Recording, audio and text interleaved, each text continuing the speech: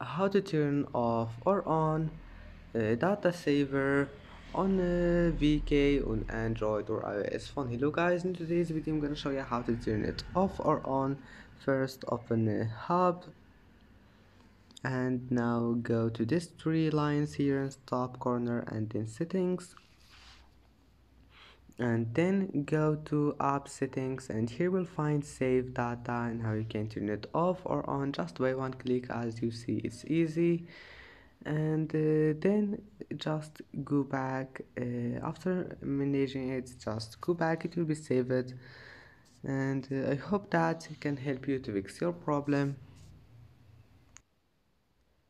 And that's it for today's video. If you like this video, please don't forget to like and don't forget to subscribe. And thank you for watching this video until the end, and see you in the next video.